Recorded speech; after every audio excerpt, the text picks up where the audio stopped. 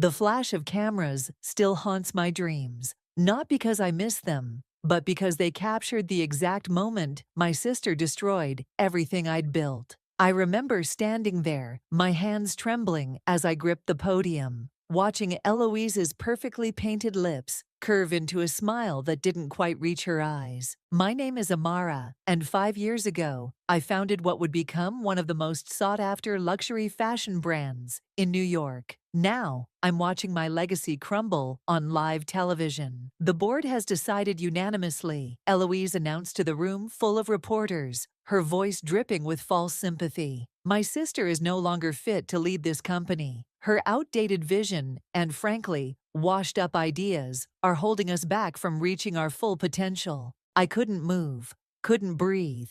The same sister I'd raised after our parents died, the one I'd pushed into the spotlight because she had that special something, that magnetic presence I knew would take our brand to new heights, was now orchestrating my downfall. Amara, Milena whispered, grabbing my arm. We need to leave, now. My best friend since childhood tried to pull me toward the exit, but I stood frozen. A reporter's voice cut through the chaos. Eloise, are you saying your sister, the original founder, is being removed from her own company? Sometimes, Eloise paused, making eye contact with me. We must make difficult decisions for the greater good. The numbers don't lie. Since I became the face of the brand, our sales have tripled. The board agrees. It's time for fresh blood. Fresh blood. As if I were some aging matriarch refusing to step aside. I was 35 for God's sake. This is ridiculous. I finally found my voice, stepping forward. Eloise, what are you doing? She turned to me, her expression a masterpiece of practiced concern. Oh, sis, I knew you'd take this poorly, but let's not make a scene. A scene? I laughed, the sound hollow. You're staging a corporate coup, and you're worried about me making a scene. Nathaniel, our lead investor, stepped forward. Just yesterday, we'd been discussing expansion plans over coffee. Now he wouldn't meet my eyes. The paperwork has already been filed, Amara. Your shares have been diluted. The board vote was unanimous. Unanimous. I scanned the room, finding familiar faces, suddenly very interested in their shoes. I wasn't even notified of a vote. Because you would have tried to stop it, Eloise said, her voice carrying to every microphone in the room. Just like you tried to stop me from becoming the face of the brand initially, always holding me back, always insisting on having control. My blood ran cold. This wasn't impromptu. She'd planned this, crafted this narrative. How long had she been plotting? I gave you everything, I said, my voice breaking. I put you through modeling school. I made you the face of our brand when everyone said you were too young. I protected you. Protected me. Eloise's laugh was sharp.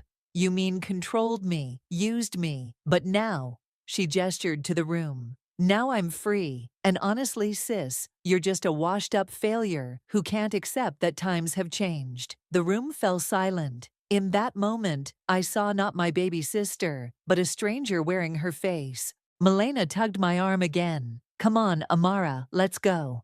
As we turned to leave, Eloise's voice followed us. Don't worry, sis. I'll take good care of your baby, better than you ever could. The next few hours passed in a blur. Milena took me to her apartment, made tea I couldn't drink, and tried to reach our lawyers. But I already knew it was too late. Eloise had been meticulous. She'd spent months quietly gathering support, convincing investors, manipulating numbers to support her narrative. We can fight this, Milena insisted, pacing her living room. There have to be legal options. I stared at my phone, watching as fashion blogs picked up the story. Fashion's new queen, Eloise Stevenson takes control. Sister act gone wrong. Inside fashion's most dramatic takeover. She's won, Milena, I whispered. She took everything. Not everything. Milena sat beside me, gripping my hands. You still have your talent, your vision. This isn't the end. But as I watched my sister smile triumphantly on every news channel, wearing the dress I'd designed for our spring collection, I felt something inside me break. The sister I'd raised, protected, loved. She'd planned my destruction with the same precision I'd once used to plan our success. My phone buzzed with a text from Eloise. "Don't worry, I'll send your things from the office. Though honestly, there's not much worth keeping. Time to step aside gracefully, sis. You're yesterday's news." I turned off my phone, walked to Milena's window, and watched the city lights blur through my tears. Tomorrow I would have to figure out how to start over. But tonight? Tonight, I let myself mourn the death of a sister's love. 6 months can change everything. I traded my penthouse for a tiny studio apartment in Brooklyn, my designer wardrobe for thrift store finds, and my identity for anonymity. The fashion world's whispers about my disappearance eventually faded to silence, exactly as I'd planned. "You're getting really good at this," Sarah, the community center's coordinator, said as I helped a teenage girl adjust the hem of her donated prom dress. "Are you sure you've never done alterations before?" I forced a smile, threading the needle with practiced ease. "Just a hobby." The community center became my sanctuary. 3 days a week, I volunteered in their Dress for Success program, helping women prepare for job interviews or special occasions. Nobody here knew me as Amara, the fallen fashion designer. To them, I was just Amy, the quiet volunteer who could work magic with a needle and thread. "There," I said to the teenager, stepping back. "Take a look." She twirled in front of the mirror, her face lighting up. "It's perfect. Mom, look." Her mother wiped away tears. "We could never have afforded something like this." "Thank you," I nodded, swallowing the lump in my throat. Once upon a time, I'd designed dresses that cost more than some people's monthly rent. Now I found more joy in these simple alterations than I ever had in my highest-profile fashion shows. My phone buzzed. Milena had sent a link with the message, "You need to see this." I waited until my break to watch it. The video showed Eloise leaving a high-end restaurant, wearing one of my final designs, a midnight blue evening gown I'd created just before the takeover. A homeless woman approached her, asking for spare change. "Ugh, get away from me," Eloise sneered, stepping back. "You'll ruin my dress. It's worth more than you'll see in a lifetime." The woman persisted. "Please, miss, I haven't eaten today." "Then get a job," Eloise laughed, turning to her companions. "Can you believe these people? They think they're entitled to everything. Security." My hands shook as I watched the video go viral. Comments flooding in about Eloise's cruelty. The woman's face haunted me. I could have been her, would have been, if not for Milena's support in those first desperate months. "Amy," Sarah's voice startled me. "Your break ended 10 minutes ago. We have a group of women waiting for interview outfit consultations." "Sorry, I'm coming." I shoved my phone away, but the image of Eloise's sneering face stayed with me. The afternoon brought a surprise. A woman in her 50s entered, clutching a designer bag that had seen better days. "I have an interview," she said, voice trembling. "First one in 15 years. My husband. He left us with nothing." I recognized the haunted look in her eyes. "Let's find you something perfect." As I helped her try on blazers, she spoke softly. "I used to wear Stevenson designs, you know, before the divorce. Now I can barely afford groceries." My hands froze on the blazer buttons. "The younger sister runs it now, right?" she continued. "I saw that horrible video today. Makes me ashamed I ever supported the brand." "Here," I said quickly, handing her a classic black blazer. "This one brings out your confidence." She studied herself in the mirror.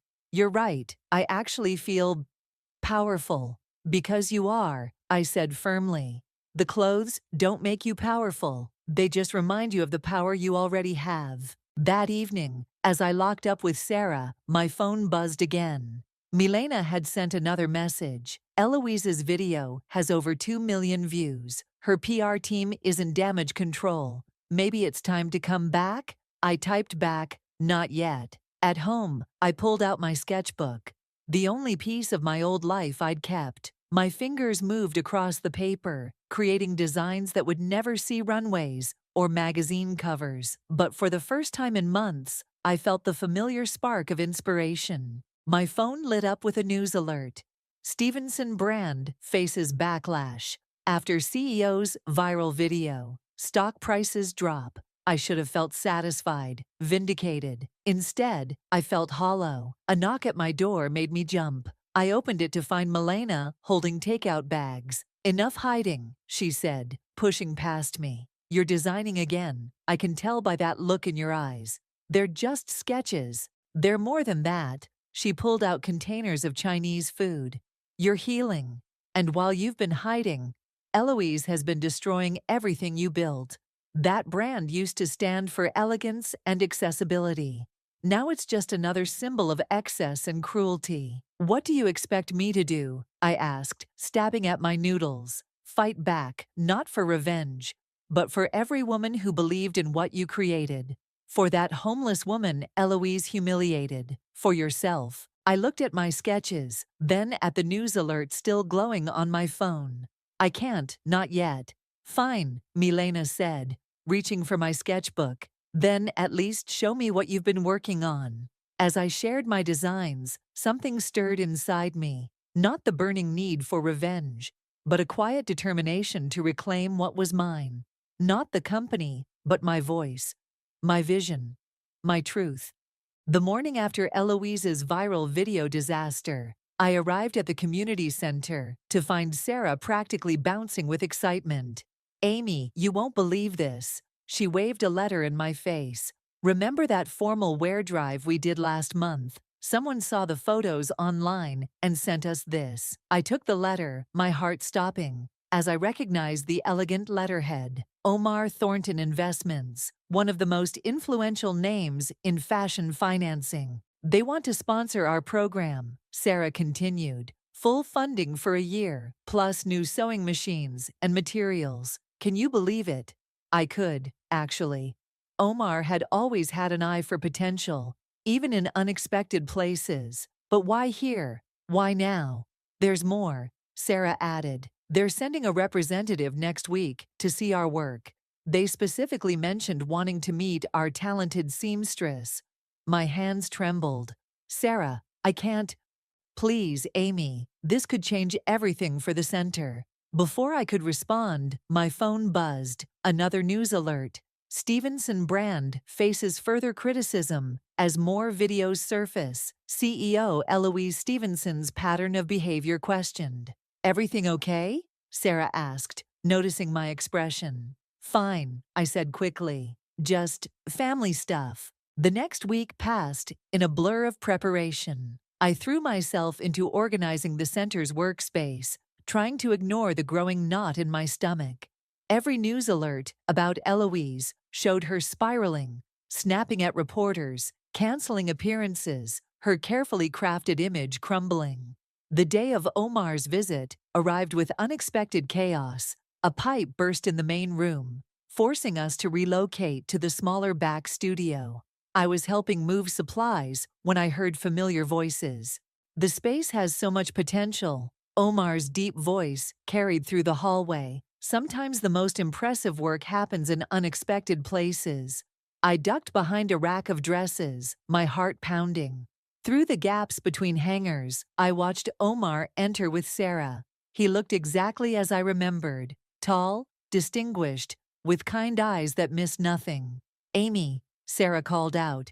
"Where are you? I want you to meet Mr. Thornton."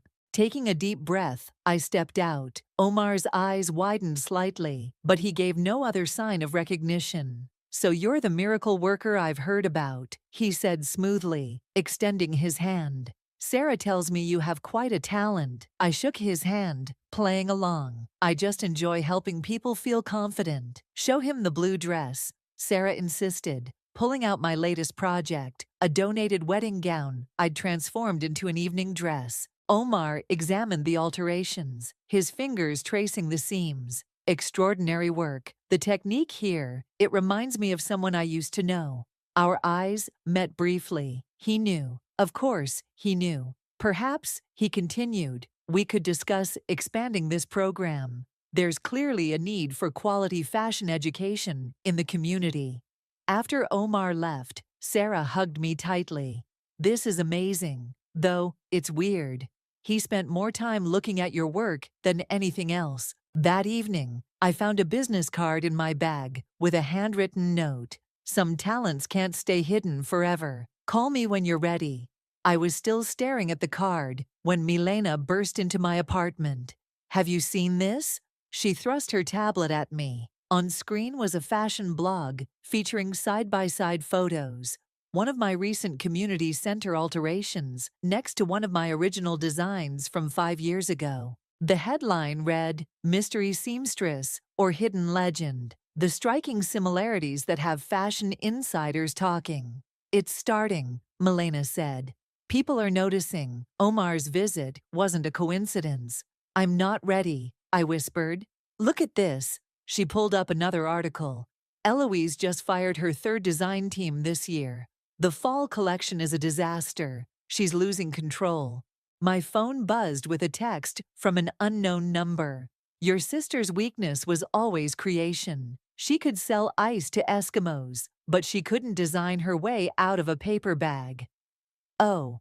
I sank onto my couch, remembering all the late nights I'd spent teaching Eloise about fabric and form. Watching her eyes glaze over with boredom. She'd wanted the glamour, not the craft. The universe has a funny way of balancing things, Milena said softly. You disappeared to hide, but your talent kept showing through. Meanwhile, Eloise's true nature is finally showing through her perfect facade. I picked up my sketchbook, flipping through recent designs. They were different from my old work, simpler, more accessible, but somehow more powerful. Maybe, I said slowly, it's time to stop hiding. Milena grinned. Finally, so what's the plan? I pulled out Omar's card. First, we make a call. Then, we remind the world what real design looks like. As I dialed Omar's number, I caught my reflection in the window. For the first time in months, I recognized the woman staring back at me. She wasn't broken anymore. She was ready. Omar's office hadn't changed, still minimalist, with a single massive window overlooking Manhattan. I sat across from him, feeling oddly calm, as he reviewed my new sketches. These are different, he said finally, more accessible. But the signature is unmistakable. That's the point, I replied. Luxury doesn't have to mean exclusivity. He leaned back, studying me. You know, I tried to contact you after the takeover. Your friend Milena told me to give you space. I needed it. I gestured to the sketches. I needed to remember who I was without the brand. And now I want to create again. But differently. No more hiding behind a luxury label. Omar smiled, pulling out a folder. I was hoping you'd say that. I've been watching the market. Your sister's recent mishaps have created an opening. He spread photos across his desk, my community center alterations, side by side with my old designs. These have been circulating in fashion circles. People are talking. They miss your vision. I don't want to fight Eloise, I said firmly. No? He raised an eyebrow. Then what do you want? Before I could answer, his office door burst open. A young man with a messenger bag rushed in, then stopped short when he saw me. Mr. Thornton, I'm so sorry, he stammered. Your assistant said you were free. Jalen. Omar sighed. Our meeting isn't for another hour. I recognized him from Fashion Week coverage. Jalen O'Connor, the ambitious young journalist known for uncovering industry secrets. Is that? Jalen's eyes widened. You're Amara Stevenson. No comment, I said automatically. Please, he stepped forward. I've been trying to find you for months. The real story behind your departure needs to be told. Omar held up a hand. Jalen, this isn't the time. But the public deserves to know how Eloise. Enough. I stood up. The past is past. Is it? Jalen pulled out his phone. Your sister just announced emergency layoffs at your old company. 300 workers, most from the production department. People who've been there since you started. My stomach dropped. Those were my people. The seamstresses, pattern makers, quality control specialists I'd personally hired. She's destroying everything you built, Jalen continued. Not just the brand, but the lives of everyone who helped create it. Omar shot him a warning look. But I held up my hand. No, he's right. I've been so focused on avoiding confrontation that I forgot about the people who believed in my vision. I turned to Omar. You said there's an opening in the market. What exactly did you have in mind? He smiled, pulling out another folder. How do you feel about launching a new line? Not high-end luxury, but quality fashion for real people. We'll start small, focus on sustainable production, fair wages. With your name attached, Jalen asked eagerly. No, I said firmly, not yet. Let the designs speak for themselves first. Omar nodded. I can have contracts drawn up by tomorrow. Initial funding, production facilities, distribution channels, everything you need. On one condition, I added. We hire as many of Eloise's laid-off workers as we can. Done. Omar extended his hand. Welcome back to the industry. As we shook hands, Jalen cleared his throat. So, about that exclusive interview. Not yet, I said, but smiled. But stay close. There might be a story worth telling soon. Later that evening, I sat with Milena in my tiny apartment, sharing the news over takeout. Look at this, she said, showing me her phone. A new video of Eloise had surfaced, showing her berating a design team. The mighty queen is cracking. I don't want revenge, I said quietly. I want to build something better. Why not both? Milena grinned. The best revenge is success, right? My phone buzzed with a text from Omar. Production space secured. Team interviews start tomorrow. Ready to change the game? I looked at my sketches spread across the coffee table. Designs that combined high-end techniques with practical accessibility. Clothes that could make anyone feel powerful, not just those who could afford four-figure price tags. You know, Milena said, Eloise's fall fashion show is in 6 weeks. Wouldn't it be something if a mysterious new collection launched around the same time? That would be quite a coincidence, I smiled, already sketching new ideas. Coincidences make the best headlines, she winked. My phone buzzed again, Jalen this time. Sources say Eloise is panic hiring her 4th design team this year. The vultures are circling. When you're ready to talk, I'm ready to listen. I set my phone aside and picked up my sketchbook. 6 weeks to build something new, something true. 6 weeks to remind the world what real fashion could be. Time to get to work, I said, and began to draw. The fashion show venue buzzed with anticipation. From my position backstage, I watched the monitors as Eloise strutted down the runway, performing her usual pre-show interview. Of course I'm not worried about the new mystery designer everyone's talking about, she laughed. But her smile didn't reach her eyes. Copycats come and go. We set the trends. Maria, my former head seamstress, who'd joined my new team, squeezed my arm. She's scared. Look at her hands. She keeps fidgeting with her bracelet. Focus on our show, I reminded her. We're on in 20 minutes. Omar had secured us the venue next door to Eloise's show, a smaller, more intimate space that perfectly suited our vision. While she showcased overpriced luxury, we'd present affordable elegance. Amara, Milena rushed over, phone in hand. Nathaniel just arrived at Eloise's show. He looks terrible. I glanced at the live feed. My former investor did look rough. Tired eyes, loosened tie. The past month's plummeting stock prices had taken their toll. 5 minutes, called the stage manager. First looks ready. I checked our first model, a former secretary wearing a navy blazer dress that could transition from office to evening. Real clothes for real women. We'd selected models of all ages and sizes, many of them clients from the community center. Ms. Amy, Sarah from the center appeared, looking nervous in her new role as show coordinator. There's a reporter asking questions about you, says his name is Jalen. Tell him, I started, but stopped as commotion erupted from the monitors. On screen, Eloise's show was derailing. A model had tripped, revealing poorly finished seams as her dress ripped. Another model's zipper had completely failed. Amateur mistakes, Maria muttered. This is what happens when you fire your entire quality control team. The audience at Eloise's show began to whisper and point.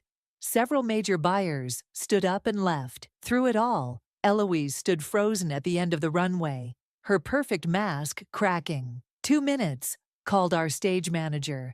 Amara, Milena grabbed my arm. Nathaniel just walked out of Eloise's show. He's coming this way.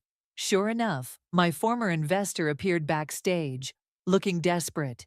I should have never betrayed you, he blurted out. Eloise, she's destroying everything.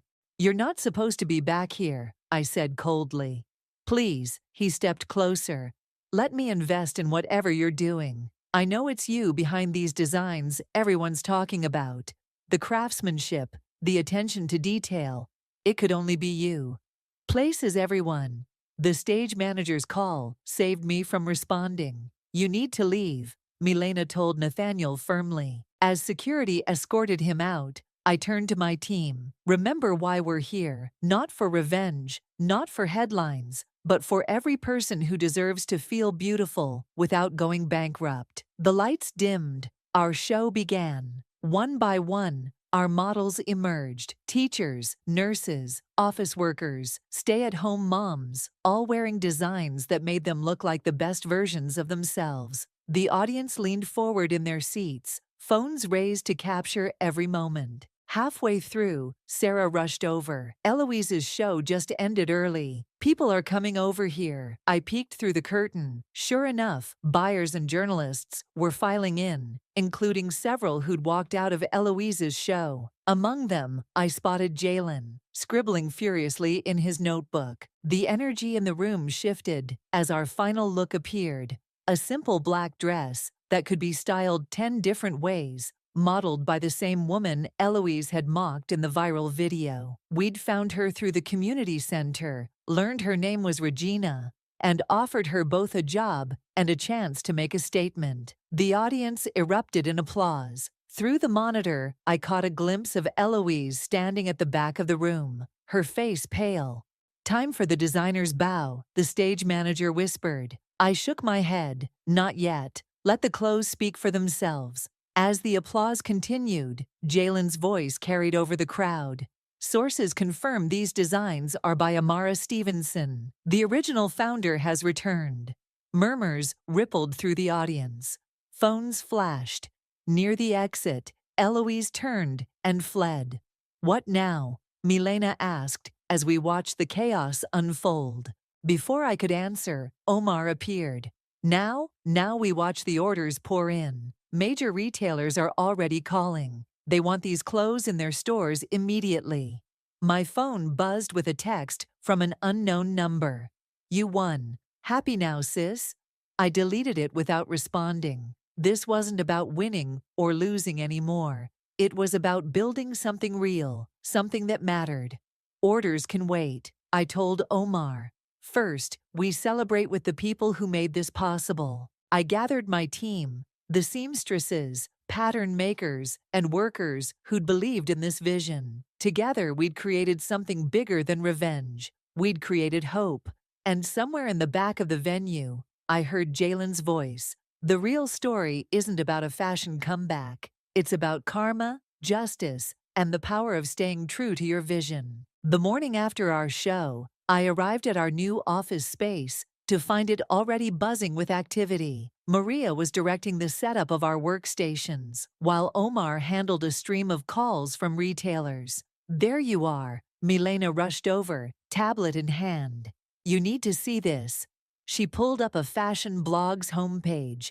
The headline screamed, Fashion's prodigal daughter returns. Amara's new line steals the show while Stevenson brand implodes. That's not all. She swiped to another article. Eloise has canceled all public appearances for the next week. Their stock dropped another 15% this morning. Focus on our work, I said, but Omar interrupted.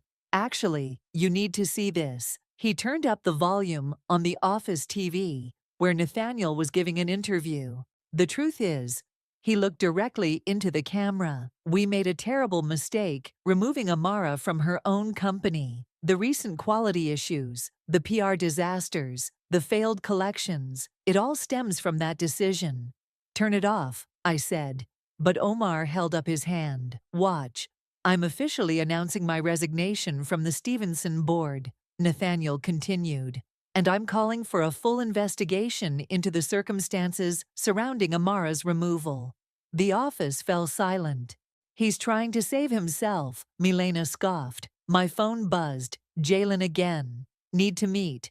Have documents about the takeover, things you should see. Before I could respond, Maria called out, Someone's here to see you, Amara.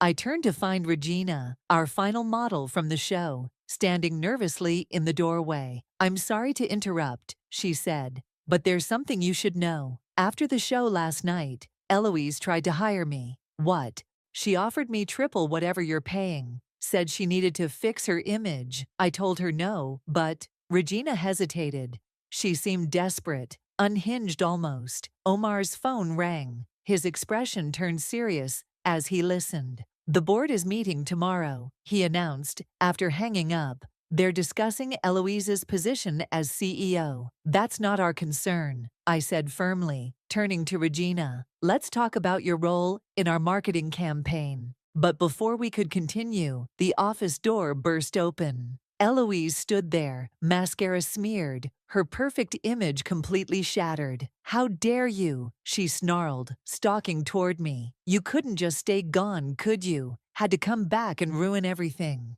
Security moved to intercept her, but I held up my hand. Let her speak. Speak? Eloise laughed hysterically. Oh, now you want to hear what I have to say. Where was that attitude when you were controlling every aspect of my life, making me live in your shadow? You were never in my shadow, I said quietly. You were my partner, my sister. Partner? She spat the word. I was your puppet. The pretty face you trotted out when you needed publicity. But guess what?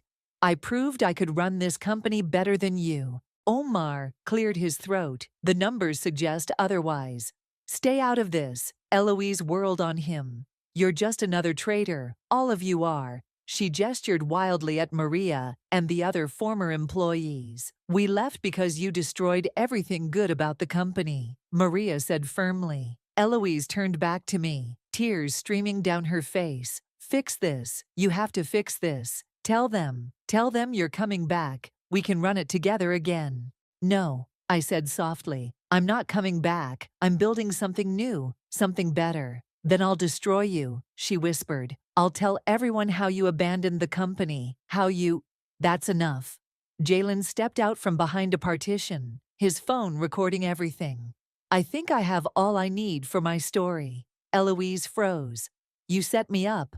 You set yourself up, Milena interjected.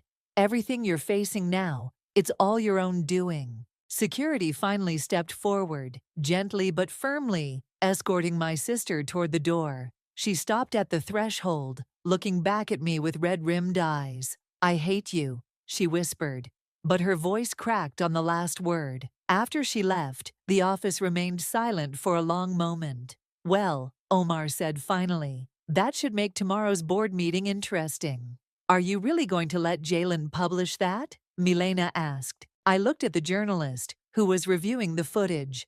No names, I said. No direct quotes. Focus on the business story, not the family drama.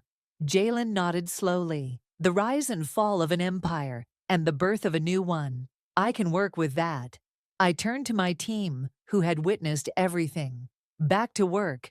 We have orders to fill, customers to serve, and a vision to fulfill. As everyone dispersed, Omar touched my arm. You know this isn't over. The board meeting tomorrow.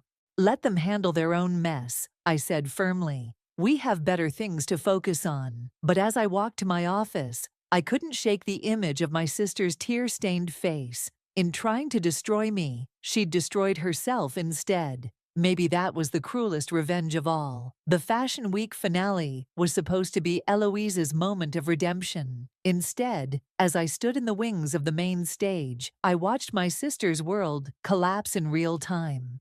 The board has made its decision, Nathaniel announced to the packed auditorium. Effective immediately, Eloise Stevenson is stepping down as CEO.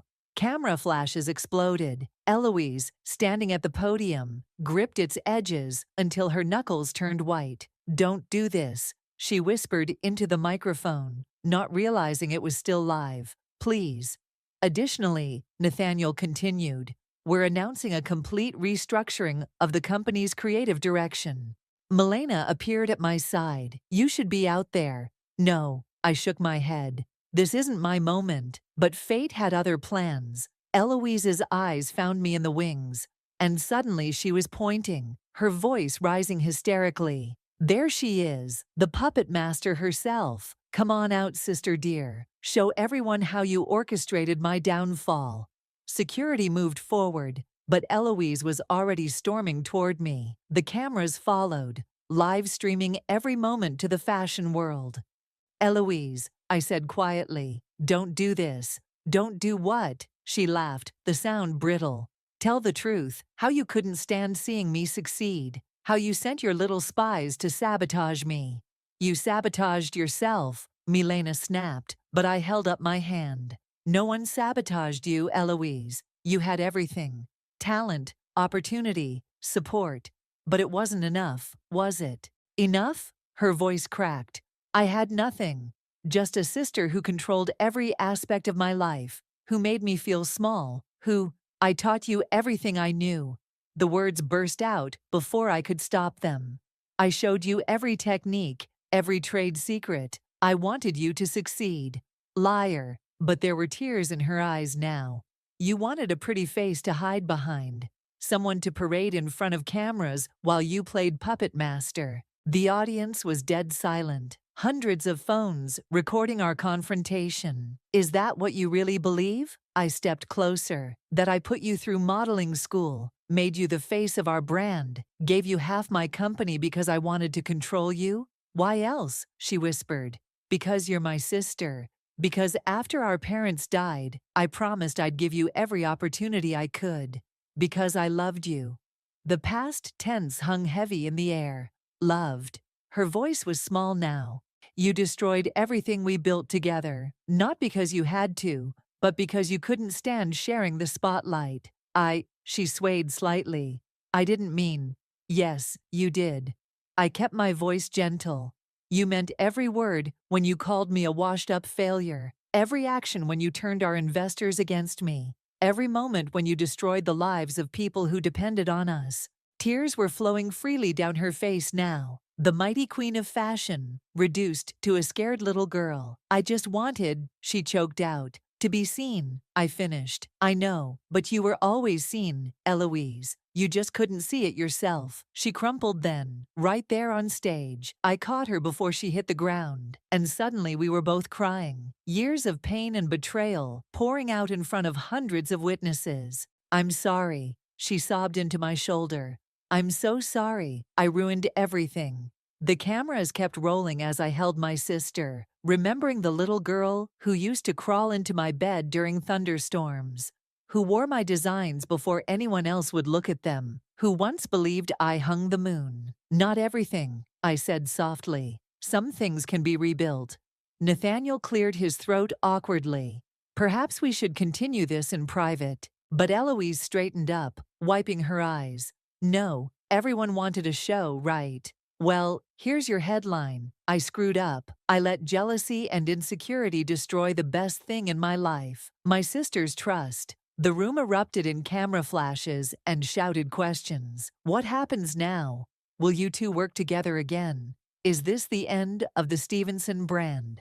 I looked at my sister, really looked at her, and saw both the woman she'd become and the girl she'd been. "The brand isn't what matters," I said, into the nearest microphone. "What matters is what we do next, all of us." I gestured to the audience, filled with industry players who'd watched our rise and fall. Fashion isn't about destruction or competition. It's about creation, about making people feel seen, feel worthy, feel beautiful. I lost sight of that once. So did my sister, but maybe. I turned to Eloise, extending my hand. "Maybe it's time we both remembered why we started this journey in the first place." She stared at my hand for a long moment before taking it. "Together," she whispered. "No," I said firmly. side by side, as equals, on our own paths. The cameras flashed again, capturing the moment two sisters began the long journey back to each other. Not as rivals, not as partners, but as something new entirely, something real. The community center buzzed with activity as I helped Regina adjust her blazer before her first day as our new marketing director. Still can't believe this is happening, she smiled at her reflection. From asking for spare change to having an office. You earned it, I said, straightening her collar. Your story helped shape our entire brand message. The center had transformed into a hybrid space, part training facility, part design studio. Through the windows, I could see students arriving for today's fashion business workshop. Your 9 o'clock is here, Milena called from the doorway. And you won't believe who it is. I turned to find Eloise standing there, clutching a portfolio and looking nervous. Gone were the designer clothes and perfect makeup. She wore simple black pants and a white blouse, one of my designs. I saw the flyer about the mentorship program, she said softly. Thought maybe I could learn how to actually design. Regina tensed beside me, but I touched her arm. It's okay. Why don't you go start the morning meeting? After Regina left, Eloise stepped forward. I'm not asking for forgiveness or a position. I want to learn, really learn this time. Take a seat, I gestured to the workstation. Show me what you've got. Her sketches were rough, but showed promise. More importantly, they showed humanity. Designs for real people, not magazine covers. I've been volunteering at a women's shelter, she explained, pointing to a simple dress design, teaching basic sewing. It made me realize how little I actually knew about construction. That's a good place to start, I nodded, understanding the basics. Omar appeared in the doorway, then stopped short, seeing Eloise. Should I come back? No, I waved him in. How are the expansion plans? 3 new training centers opening next month, he grinned. And the waiting list for the apprenticeship program keeps growing. Eloise watched our interaction with a mixture of sadness and curiosity. You've built something amazing here. We all did, I corrected her. Even you. Me? I nearly destroyed everything. And in doing so, you forced me to build something better. I picked up one of her sketches. Sometimes we need to lose everything to find what really matters. The door burst open, and Jalen rushed in, waving his tablet. The article just dropped. Fashion Weekly's cover story. The revolution of accessible luxury. How Amara changed the industry. I thought we agreed no personal profiles. I frowned. It's not about you, he insisted. It's about this. He gestured around the center. The training programs, the sustainable practices, the community impact. You're changing how fashion works. We're changing it, I corrected him, looking at my sister. All of us. Eloise wiped away a tear. I don't deserve to be part of this. Maybe not, I agreed, but that's not the point. The point is doing the work, making things right. Are you ready to do that? She nodded, pulling out more sketches. I've been thinking about a line for the shelter residents, professional wear for job interviews, but with adjustable features so it can be shared between women. As she talked, I saw glimpses of the sister I used to know. Passionate, caring, before ambition twisted her. Maria poked her head in. Sorry to interrupt, but the first class is waiting. Coming, I stood, then turned to Eloise. Want to sit in, learn how we do things here? She looked surprised. Really? Really, but understand. You start at the beginning. No shortcuts. No shortcuts, she agreed, gathering her sketches.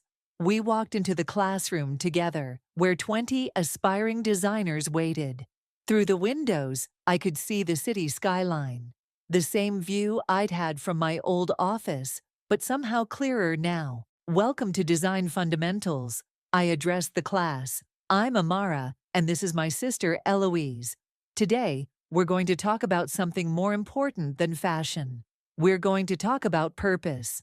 As I spoke, I watched Eloise take a seat in the back row, pull out a notebook, and begin to take notes. Not as a CEO, not as a star, but as a student ready to learn. Milena slipped me a note. Karma's got a sense of humor, doesn't it?